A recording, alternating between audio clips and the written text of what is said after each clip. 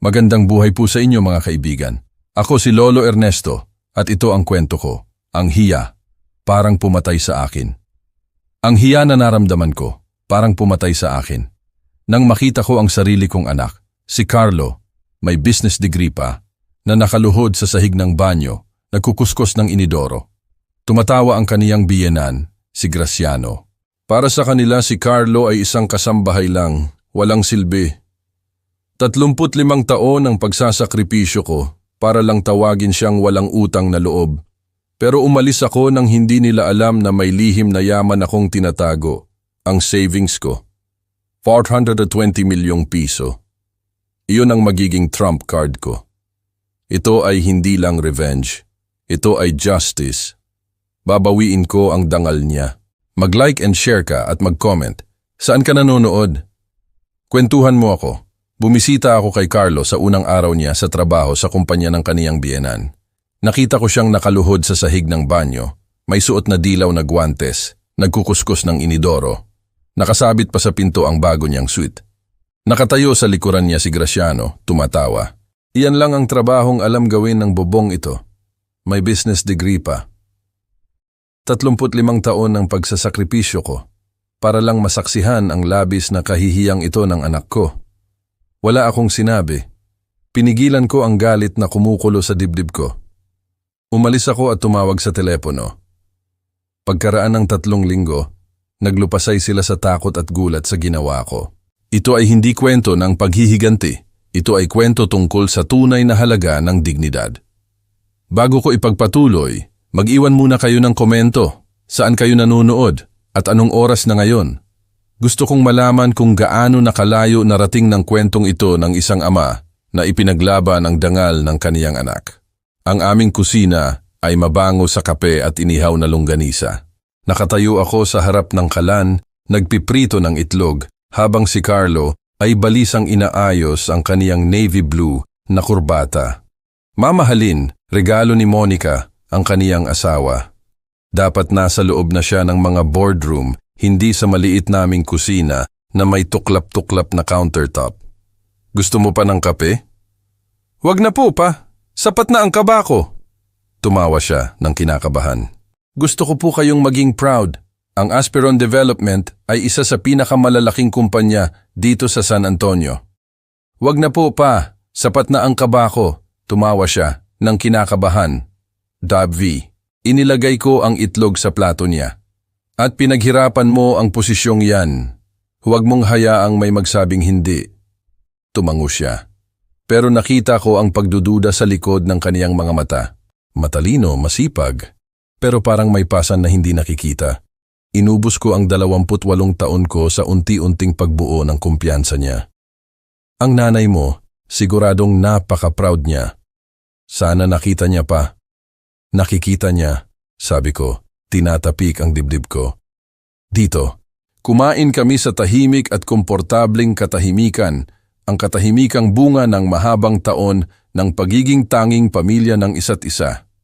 Nang umalis siya, inihatid ko siya sa pinto. Salamat po sa lahat, pa. Sa almusal, sa pagdodoble kayod para sa tuition ko.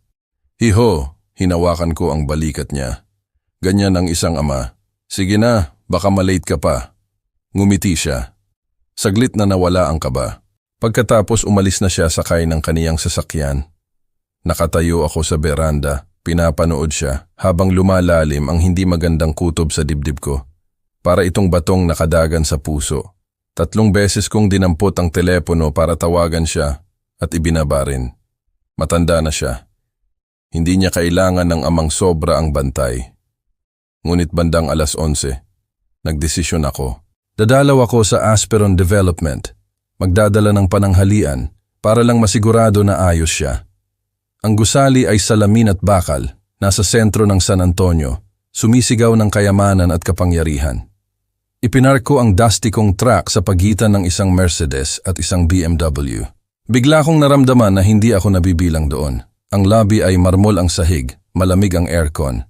Isang babae sa reception desk ang ngumiti ng propesyonal. Ang nameplate niya, Amalia. Magandang umaga po, sir. Paano ko po kayo matutulungan? Hinahanap ko ang anak ko, si Carlo Reyes. Ngayon ang simula niya. Nanigas ang ngiti. Nanlaki ang mga mata. May dumaan sa mukha niya. Awa, takot. Tumingin siya sa elevator. Roy bumalik sa akin. Ay, Mr. Reyes, i-check ko po muna. At sa sandaling iyon, ang kutob ko ay naging katiyakan. May napakalaking problema. Tumayo si Amalia mula sa mesa. Inabot ang kamay. Mr. Reyes, baka gusto niyo pong maghintay muna. Pero nalampasan ko na siya, diretso sa elevator. Sa likod ko, narinig kong dinampot niya ang telepono, mahina at nagmamadali ang boses. Ang pagsakay sa elevator patungo sa ikatlong palapag ay tila walang katapusan. May business degree ang anak ko. Bakit siya nasa maintenance sa unang araw niya? Bumukas ang pinto sa isang malinis na pasilyo. Sinundan ko ang mga palatandaan hanggang sa utility corridor. May tawanan sa unahan, mga boses ng lalaki. Isa sa kanila ang nagpatindig ng balahibo ko. Lumiko ako at napatigil. Sa kalahating bukas na pinto, nakita ko ang anak ko, nakaluhod sa harap ng inidoro. Suot ang dilaw na guwantes hanggang siko. Nakasabit ang suit jacket niya sa kawit. Basa ng pawis ang puting kamisa. Hawak ang scrub brush. Nakayuko ang balikat, wasak.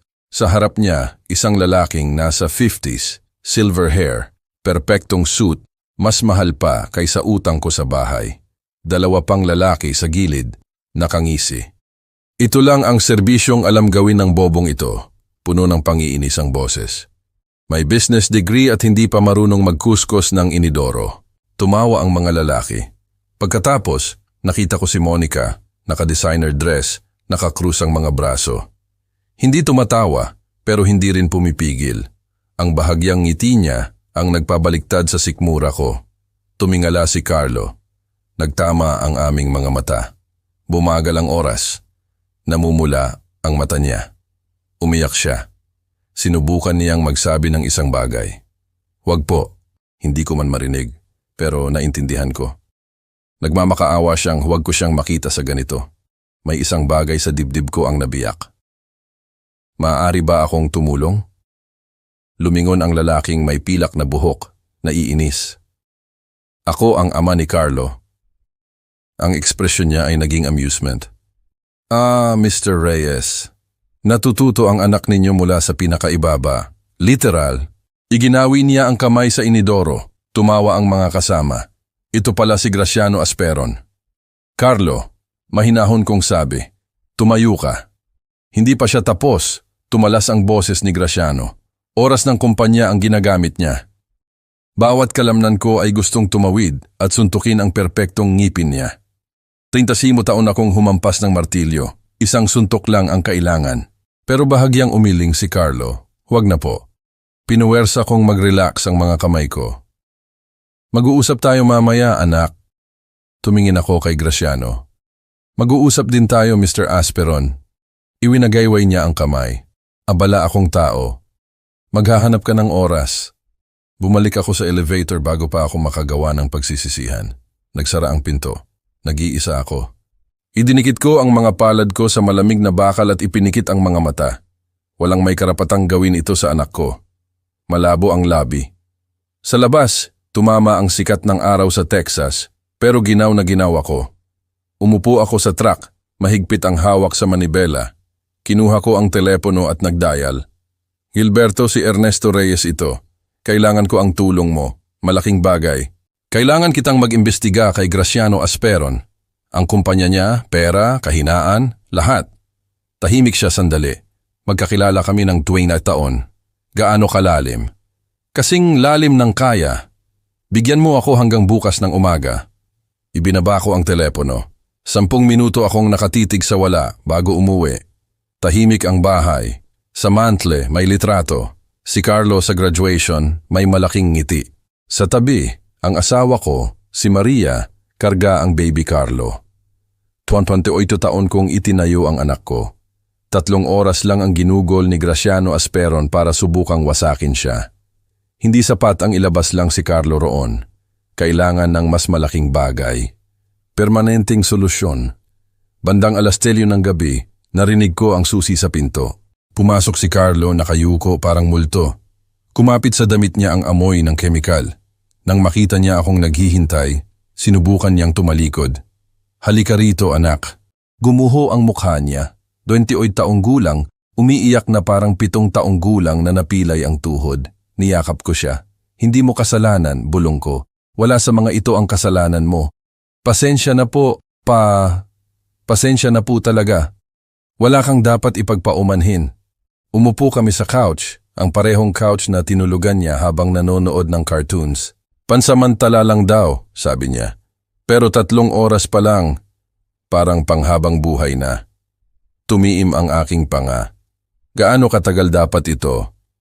6 na linggo pa, tapos magkakaroon ako ng totoong posisyon. Walang sigla ang boses ni Carlo.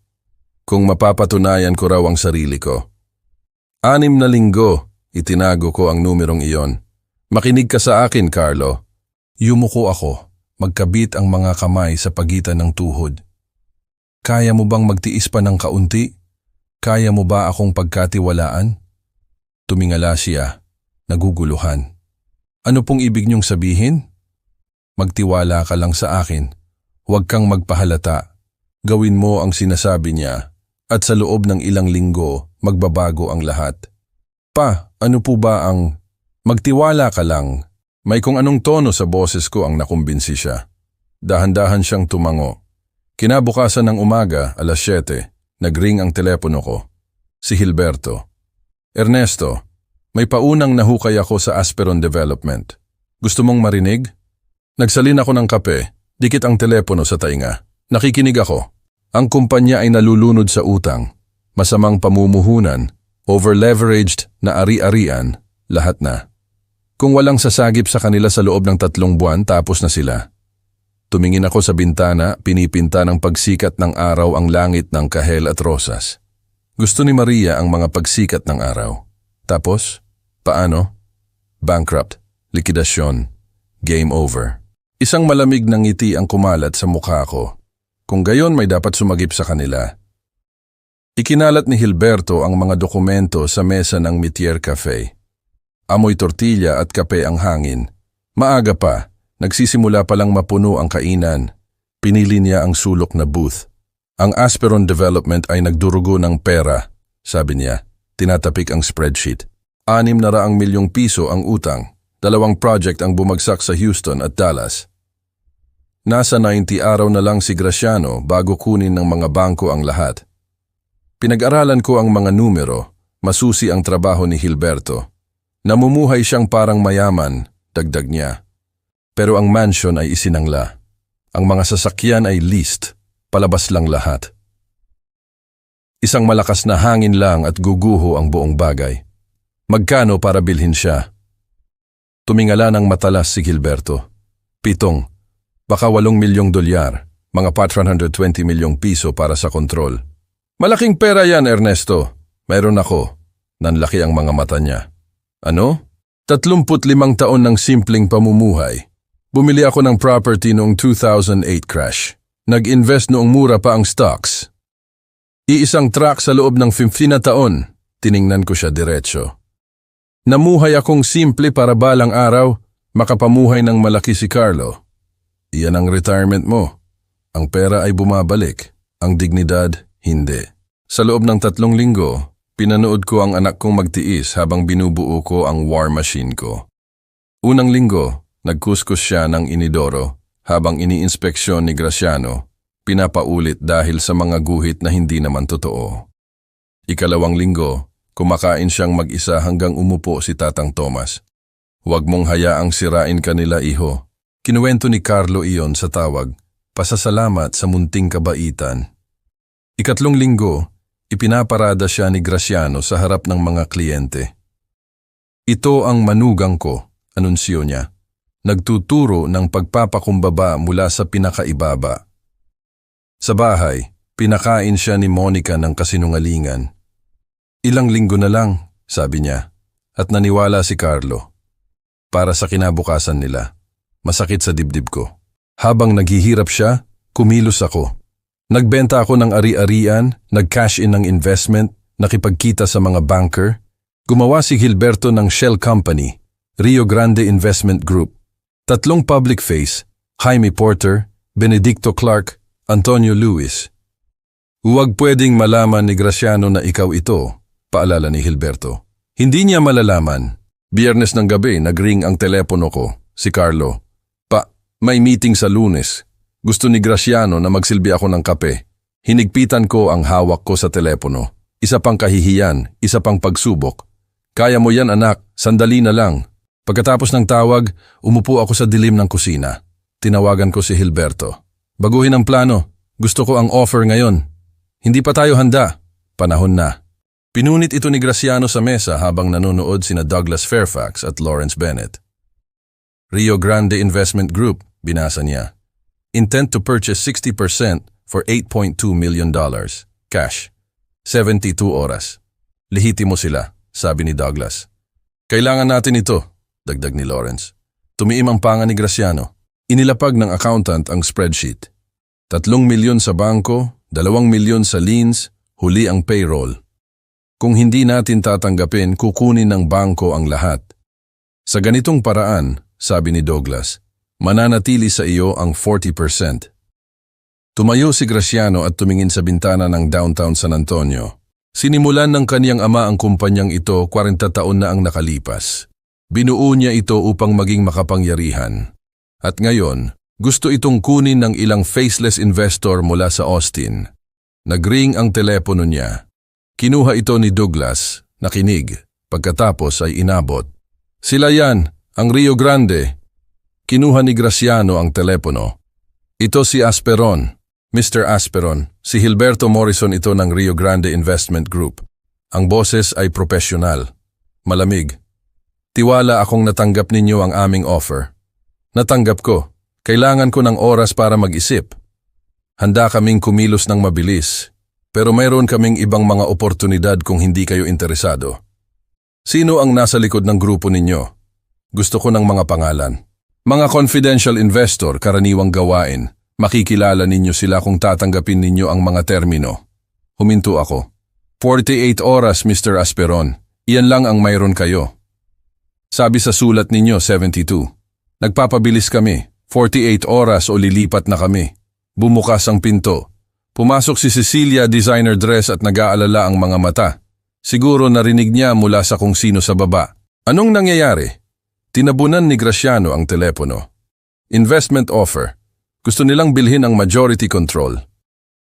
Magkano? $8 milyong.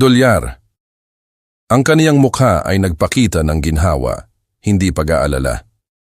Tanggapin mo, ayokong mawala ang bahay na ito.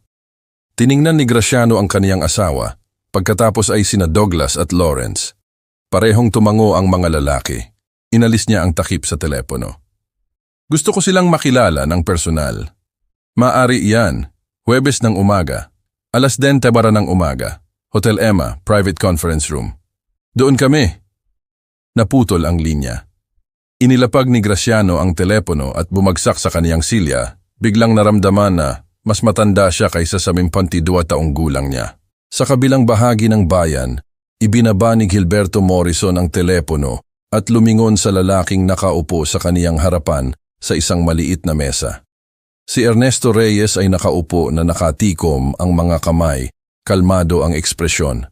Tapos na, Huwebes ng umaga, haharapin mo siya. Mahina ang boses ni Ernesto. Mabuti, tapusin na natin ito. Nakatayo ako sa katabing silid, nakikinig sa audio feed na inayos ni Gilberto. Ang asul na button-down shirt na suot ko ay hindi designer, pero mas naramdaman kong mas makapangyarihan ako kaysa sa sinumang nakasuit sa silid na iyon. Ngayon ay hindi tungkol sa pera. Ito ay tungkol sa katotohanan. Sa pamamagitan ng speaker, narinig kong dumating si Graciano ng 10:10 ng umaga. Profesional na pagbati, kalansing ng silya, pagbuhos ng kape. Mga Hinoo, pinahahalagahan ko ang inyong interes sa Asperon Development. Sinubukan ng boses ni Graciano na maging kumpiyansa, pero narinig ko ang paghihirap sa ilalim. Si Jaime Porter ang unang nagsalita. Gumawa kami ng malawakang due diligence, Mr. Asperon. Ang kumpanya ninyo ay may malalaking hamon, pansamantalang mga sagabal. Ang mga fundamentals ay nananatiling matatag. Ang boses ni Benedicto Clark ay walang emosyon. Ang mga fundamentals ay 600 milyong piso sa utang, 2 project na nag-fail at contractor liens. Narinig kong sumingit si Douglas Fairfax, ang abogado ni Graciano. Alam ng aking kliyente ang sitwasyon, kaya kami nandito. Inilatag ni Antonio Luis ang mga termino. Ang aming offer ay 420 milyong piso para sa 60% na pagmamay-ari. Magpapatuloy kayo bilang consultant. Consultant? Tumaas ang boses ni Graciano. Kumpanya ko yan! Pinutol ni Gilberto ang usapan. Malamig at profesional. Kumpanya mo yon. Kung hindi ka pumirma ngayon, sa loob ng 30 araw, magiging kumpanya na yan ng bangko. Katahimikan. Na-imagine ko ang mukha ni Graciano. Ang pagmamataas ay nakikipaglaban sa desperasyon. Kailangan namin ng desisyon, Mr. Asperon, sabi ni Jaime. Mayroon kaming ibang mga oportunidad. Sa feed, narinig kong bumulong si Graciano sa kaniyang abogado. Ang tugon ni Douglas ay mahina pero malinaw. Tanggapin mo, iyan na ang pinakamahusay na makukuha mo. Mas maraming katahimikan. Pagkatapos si Lawrence Bennett, ang accountant, ay bumulong. Sir, pakiusap. Ang boses ni Graciano ay lumabas na talunan. Sige, 420. Napakahusay, sabi ni Gilberto. Gayunpaman, may isang detalye na gustong talakayin ng aking kliyente, ng personal. Kliyente, naisip ko. Ang tatlong ito, kami ay kumakatawan sa isang pangunahing investor, sabi ni Jaime. Gusto kanyang makilala bago pumirma. Narinig kong tumayo si Gilberto. Mga yapak. Pagkatapos ay 3 malakas na katok sa nakakonektang pinto. Binuksan ko ito at pumasok. Ang silid ay eksakto sa aking inisip. Polished table, leather chairs, bintana mula sa sahig hanggang kisame na nakatanaw sa San Antonio. 6 na lalaki na naka-expensive suits ang lumingon para tingnan ako. Mga bota pantrabaho, jeans, button-down shirt. Mukha akong bagong baba sa job site. Eksakto ako kung saan ako nararapat. Tiningnan ako ng masama ni Graciano. Kilala ba kita? Nagkita tayo ng sandali sa gusali mo 3 linggo na ang nakalipas. Pinanood ko ang pagkilala na kumikislap sa mukha niya. Ikaw? Ikaw ang ama ni Carlo? Tama. Tumawa siya ng kinakabahan. Ano ito? Isang uri ng biro? Tumayo si Gilberto sa tabi ko. Hindi biro, Mr. Asperon. Hayaan mo akong ipakilala ang pangunahing investor ng Rio Grande Investment Group, si Ernesto Reyes. Ang mukha ni Graciano ay dumaan sa isang serye pagkalito, hindi makapaniwala, takot. Hindi. Ito ay nakakabaliw. Isa ka lang construction worker. May-ari, sabi ko. Maliit na kumpanya, pero kumikita. 35 taon ng pag-iipon, matalinong mga investment, pamumuhay ng simple. Hinihila ko ang isang silya at umupo. Habang ikaw ay nagrerenta ng mga mamahaling sasakyan at nagsasangla ng mga mansion, ako ay nagtatayo ng isang tunay na bagay. Lumingon si Graciano sa kaniyang abogado. Hindi ito pwedeng legal. Sinuri ni Douglas ang mga dokumentong nakakalat sa harap niya. Legal po ito, sir. Hindi ko ibebenta ang kumpanya ko sa kaniya. Kung gayon huwag, kalmado kong sinabi. Umalis ka. Sa loob ng 30 araw mawawala ang lahat sa iyo. Piliin mo. Bakit? Pumiyok ang kaniyang boses. Bakit mo ito ginagawa? Yumuko ako. Nakakabit ang mga kamay sa mesa. 3 linggo na ang nakalipas, pumasok ako sa gusali mo. Nakita ko ang anak ko. Ang anak ko na may business degree. Ang anak ko na isinakripisyo ko ang lahat para makapag-aral. Nakaluhod na nagkukuskus ng inidoro mo. Nagtuturo ako sa kaniya. Sinisira mo siya. Tinawag mo siyang walang halaga. Hiniya mo siya sa harap ng mga empleyado, kliyente, ang sarili niyang asawa. Ang boses ko ay nanatiling matatag. Pero naramdaman ko ang galit na kumukulo sa ilalim. Ipinaparada mo siya na parang sinanay na aso. Ginawa mo siyang magsilbi ng kape na naka-janitor's uniform. Masyado siyang sensitibo. Hindi, masyado kang malupit. At ngayon, matututunan mo kung ano ang pakiramdam na mawala ang lahat. Pakiusap. Ang desperasyon ay tumulo sa kaniyang boses. Ang kumpanyang ito ang buhay ko. Binuo ito ng aking ama. At sinira mo ito, hindi ako. Ang kasakiman mo, ang kayabangan mo, ang kalupitan mo, Tinulungan ko lang ito. Ano? Ano ang gusto mo sa akin? Pumirma ka sa mga papel. Umalis ka at huwag na huwag kang makikipag-usap sa anak ko ulit. Inilabas ni Hilberto ang kontrata sa mesa. Tinitigan ito ni Graciano na parang masusunog siya. Ay, at isa pa, sabi ko. Ang anak mo, kailangan niyang mag-file ng diborsyo. Mas karapat dapat si Carlo. Tumingala si Graciano, kumikislap ang galit. Hindi mo yan pwedeng gawin. Kaya ko. At gagawin ko. Pumirma ka. Nanginginig ang kaniyang kamay habang dinadampot niya ang panulat. Pinanood ko siyang pumirma sa bawat pahina. Ang kaniyang signature ay lalong nanginginig sa bawat isa. Nagnotaryo si Douglas. Kinolekta ni Hilberto ang mga dokumento. Tapos na. Idedemanda ko kayo. Lalang boses ni Graciano ay walang sigla. Sige, sagot ni Hilberto. Matatalo ka at mauubos ang natitirang kaunting pera mo. Tumayo ako para umalis. Sa pinto, huminto ako. Sa bagay, si Carlo ang magsisimula bilang CEO sa Lunes ng umaga. Magre-report ka sa kanya tungkol sa iyong mga tungkulin bilang consultant kung pipiliin mong manatili. Napataas ang ulo ni Graciano. Seryoso ka? Lubos, linisin mo na ang opisina mo. Papasok na ang anak ko. Lumabas ako sa pasilyo, nagsara ang pinto sa likuran ko. Sa unang pagkakataon sa loob ng 3 linggo, hinayaan kong huminga ako. Sumunod sa akin si Hilberto. Hilberto, mahina kong sinabi. Iyon ang hustisya. Tumango siya. Ano ngayon? Tumingin ako sa bintana sa lungsod kung saan ko pinalaki ang aking anak. Kung saan ko binuo ang aking negosyo mula sa wala. Kung saan ko lang binili ang isang pat 120 milyong pisong kumpanya gamit ang naipon ng isang buhay. Ngayon, sabi ko, sabihin natin kay Carlo na may kumpanya siyang patatakbuhin. Nang makauwi ako nung Huwebes ng hapon, si Carlo ay nasa couch, nakatingin sa telebisyon nang hindi talaga nanonood. Ganon siya sa loob ng 4 na araw, nalulula, walang direksyon. Tapos na ang kasal niya, tapos na ang trabaho niya. Akala niya, tapos na ang lahat. Anak, magbihis ka. Kailangan nating pumunta sa isang lugar. Tumingala siya, naguguluhan. Saan? Makikita mo. Sa truck patungo sa downtown, sa wakas ay nagtanong siya. Pa, saan tayo pupunta? Elopement. Asperondev. Ano? Hindi ako babalik doon. Babalik ka, pero hindi bilang janitor. Sinabi ko sa kaniya ang lahat. Ang investigasyon. Si Hilberto, ang Phantom Investors, ang 420 milyong pisong buyout, ang meeting noong Huwebes, si Graciano na pumipirma ng nanginginig ang mga kamay. Tumahimik siya, nakatingin sa bintana habang dumadaan ang San Antonio. Sa wakas, pumiyok ang boses niya. Pa, kinugol mo ang buong naipon mo para sa akin. Hindi para sa paghihiganti, anak, para sa hustisya. May pagkakaiba yan. Ano na ang mangyayari ngayon? Ipinark ko ang truck sa parking lot ng Asperon at isinara ang makina. Ngayon ipapakita mo sa kanila kung sino ka talaga. Tumingala si Amalia mula sa reception desk habang naglalakad kami papasok. Nanlaki ang kanyang mga mata, pagkatapos ay napuno ng luha.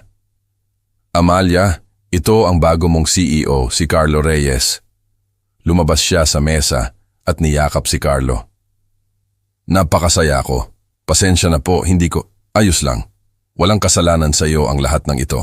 Sumakay kami sa elevator patungo sa executive floor. Ang opisina ni Graciano, na ngayon ay opisina na ni Carlo, ay nalinis na. Walang laman ng mesa, walang laman ng mga pader. Naglakad si Carlo patungo sa bintana at tumingin sa lungsod. Handa ka na ba? Tanong ko. Tumango siya. Ang conference room ay puno. 80 empleyado, balisa at hindi sigurado. Tumayo ako sa harap kasama si Carlo sa tabi ko. Ito si Carlo Reyes, ang bago ninyong CEO. Ang ilan sa inyo ay kilala siya. Ang ilan sa inyo ay nakasaksi ng mga bagay na hindi dapat nangyari. Magtatapos iyan ngayon. Umatras ako. Humakbang si Carlo. 3 linggo na ang nakalipas. Nakaluhod ako sa gusaling ito. Nagkukuskos ng inidoro. Ang ilan sa inyo ay nakakita. Ang ilan sa inyo ay tumalikod. Hindi ko kayo sinisisi. Naiintindihan ko ang takot. Naramdaman ko iyon araw-araw. Lumakas ang boses niya. Pero magtatapos na ang takot ngayon. Ang kumpanyang ito ay magiging iba. Tratuhin kayo ng may dignidad. Lahat kayo, mula sa maintenance hanggang sa executive. Huminto siya, tumingin sa akin, pagkatapos ay bumalik sa kanila. May itinuro sa akin ang tatay ko. Kung paano mo tratuhin ang mga tao kapag may kapangyarihan ka, nagpapakita kung sino ka talaga. Ang lalaking nagpatakbo ng kumpanyang ito noon ay nagpakita sa inyo ng kalupitan. Ipapakita ko sa inyo ang respeto. Kung gusto ninyong manatili, maligayang pagdating kayo. Pero kung mananatili kayo, magtatayo tayo ng isang mas mahusay na bagay, magkasama. Nagsimula ang palakpakan, nag-aalangan, pagkatapos ay naging totoo. Isang matandang lalaki ang lumapit. Si Tatang Tomas, ang maintenance. Mr. Reyes, nandoon ako nung ang biyenan ninyo. Huminto siya. Gusto kong may sabihin. Pasensya na hindi ko nagawa. Inabot ni Carlo ang kaniyang kamay. Nagsasabi ka na ngayon, iyan ang mahalaga. Maya-maya, nag-iisa sa opisina. Umupo si Carlo sa mesa. Hindi ko alam kung kaya ko ito. Nagawa mo na ang mahirap na bahagi. Nakaligtas ka. Ngayon, manguna ka na lang. Niyakap ko siya at iniwan siya doon. Sa bintana ng pinto, pinanood ko siyang binuksan ng isang drawer ng mesa at kinuha ang isang larawan. Kaming dalawa sa kaniyang pagtatapos sa kolehiyo. Ngumiti siya. Sige pa, magtayo tayo ng isang bagay. Pagkaraan ng next na buwan, ang Asperon Development na pinalitan ng pangalan na Reyes and Associates Development ay kumikita. Pero ito ay hindi kwento ng mapait na paghihiganti. Ito ay tungkol sa muling pagtatayo na may dignidad. Binago ni Carlo ang kumpanya, makatarungang sahod, respeto sa bawat antas. Si Tatang Tomas, ang maintenance worker na nagpakita sa kanya ng kabaitan, ay naging supervisor. Ang pinakamalaking pagbabago. 2 abot kayang housing project sa West Side, ang parehong kapitbahayan kung saan ko siya pinalaki. Nagtatayo ng mga tahanan para sa mga tao, hindi lang para sa kita. Ang diborsyo niya kay Monica ay natapos ng mabilis. Pinrotektahan siya ng prenup. Wala siyang nakuha. Mabilis siyang nag-asawa ulit. Isa pang mayamang lalaki, mas matanda sa pagkakataong ito. Isa na namang transaksyon. Nakilala ni Carlo si Olivia Diaz sa isang construction site. Siya ang architect sa aming West Side project. Ang una nilang pag-uusap ay tungkol sa building codes, hindi sa status. Nang makilala niya ako, ngumiti siya. Palagi ka pong kinukwento ni Carlo. Sabi niya, hero ka niya. Tatay lang ako niya. Maya-maya, sinabi niya kay Carlo, he's not like them, he's real. Tumira sila ng magkasama pagkatapos ng 6 na buwan. Seryoso. Itinayo sa katotohanan, hindi sa pagpapanggap. Si Graciano naman, nawala ang mansion niya dahil sa foreclosure.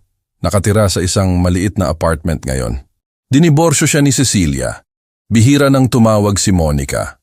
Tumagal lang siya ng 2 linggo bilang consultant. Hindi niya masikmura ang tumanggap ng utos mula kay Carlo. Umalis dahil sa pagmamataas.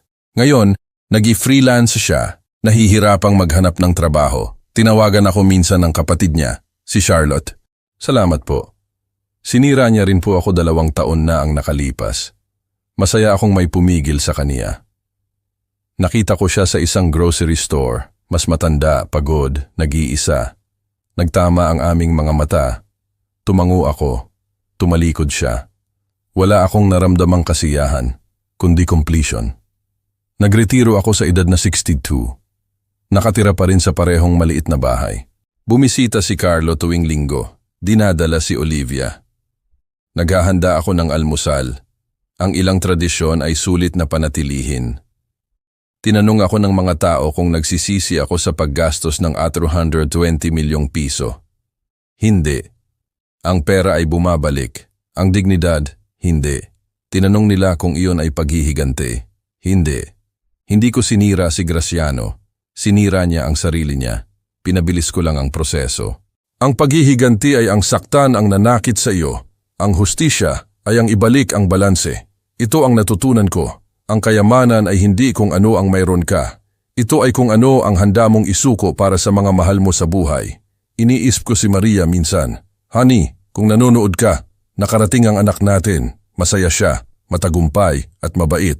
Mahusay tayong nagawa. Noong nakaraang linggo, habang nag-aalmusal, inilapag ni Carlo ang kaniyang kape. Pa, engaged na po kami ni Olivia. Hindi ako makapagsalita. Tumayo lang ako at niyakap silang dalawa. Lumuluha ang mga mata ko. Kinuha ni Olivia ang mga kamay ko. Gusto po naming kayo ang maghatid sa akin sa altar. Ang tatay ko, wala siya sa buhay ko. Kayo po ang father figure na gusto ko. Tiningnan ko sila, nagpaplano ng kinabukasan ng magkasama. Tumatawa, tunay na masaya. Ito ang kayamanan. Ito ang tagumpay. 5 taon na ang nakalipas, may itinuro sa akin ang isang mayamang tao. Ang pinakamatataas na tore ang pinakamatindi kong bumagsak. Pero may itinuro sa akin ang anak ko na mas mahalaga. Ang halaga mo ay hindi tinutukoy ng kung paano ka tratuhin ng iba. Ito ay tinutukoy ng kung paano mo tratuhin ang sarili mo. Si Carlo ay pwedeng nanatili, pwedeng nagtiis, pero pinili niya ang dignidad. At ang pagpipiliang iyon ang nagligtas sa kaniya. Tinitingnan ko ulit ang totoong kwentong ito. Nakikita ko ng malinaw ang mga pagkakamali ko ngayon. Nag-antay ako ng 3 linggo bago kumilos. 3 linggo habang naghihirap ang anak ko. Huwag kayong maging katulad ko. Huwag kayong mag-antay ng patunay. Kung nakikita mo ang isang mahal mo sa buhay na sinisira, magtiwala ka sa iyong instincts. Halos hayaan ko ring gabayan ako ng galit. Gusto ko ng paghihiganti, hindi hustisya. Ang pagkakaiba, ang paghihiganti ay gagawin akong tulad ni Graciano. Ang hustisya ay ibinalik ang nasira. Iyan ang aral na dapat ituro ng mga kwentong ito ng lolo. Ang tugon mo sa kalupitan ang nagbibigay kahulugan sa iyo, higit pa sa kalupitan mismo. Ito ang itinuro sa akin ng totoong kwentong ito. Ang dignidad ay hindi ibinibigay ng iba. Ito ay pinipili mo. Pinili ni Carlo na umalis. Ang pagpipiliang iyon ang nagligtas sa kaniya. Ang pera, gagastusin ko ulit bukas. Dahil ang kayamanan ay hindi ang iyong bank account. Ito ay ang umaga ng linggo kasama ang mga mahal mo sa buhay. Ang tunay na kayamanan, 420 milyong piso. Nagsisiba ako sa paggastos ng buong naipon ko? Hindi. Tinanong ako kung iyon ay revenge. Sabi ko, justice. Ang pera, bumabalik yan. Pero ang dangal ng anak ko? Hindi. Hindi mabibili yan. Iyon ang pinakamahalagang aral. Ngayon, tuwing linggo ng umaga, nandito kami. Si Carlo at si Olivia nagpaplano ng kasal. Ang saya-saya nila. Dito ko nakita ang tunay na kayamanan. Hindi sa mga gusali, hindi sa bank account, kundi sa mga taong mahal mo, na kasama mo sa hapagkainan. Kaya huwag kang mag-antay. Huwag hayaang sirain ka. Piliin mo ang dangal. Pumili ka. Ngayon na.